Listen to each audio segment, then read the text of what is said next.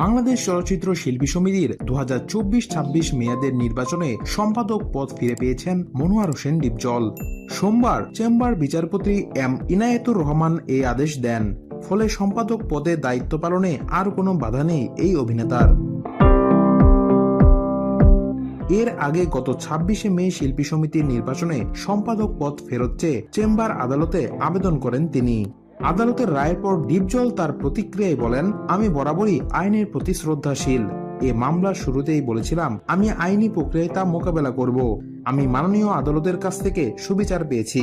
আলহামদুলিল্লাহ, সত্য প্রতিষ্ঠায় আল্লাহর সাহায্য চিরন্তন। এদিকে নিপুণ আক্তার পুনরায় আপিল করতে পারেন এমন মন্তব্যের পরিপ্রেক্ষিতে ডিপজল বলেন, করতেই পারে, সমস্যা নেই, আইনিভাবেই তা মোকাবেলা করব।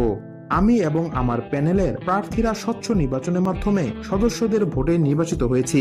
এই নির্বাচন ইন্ডাস্ট্রির সবার কাছেই গ্রহণযোগ্য হয়েছে।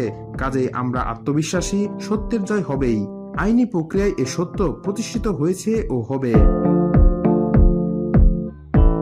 প্রসঙ্গত 15 মে নিপুণের পক্ষে আইনজীবী অ্যাডভোকেট পলাশচন্দ্র রায় শিল্পী একটি রিট আবেদন করেন। রিটে নির্বাচনে অনিয়ম ও কারচুপির অভিযোগ এনে এই ঘটনা তদন্তে কমিটি গঠনের পাশাপাশি নতুন করে নির্বাচনের তফসিল ঘোষণা ও মিশা ডিপজলের নেতৃত্বাধীন কমিটির দায়িত্ব পালনে নিষেধাজ্ঞা চাওয়া হয়।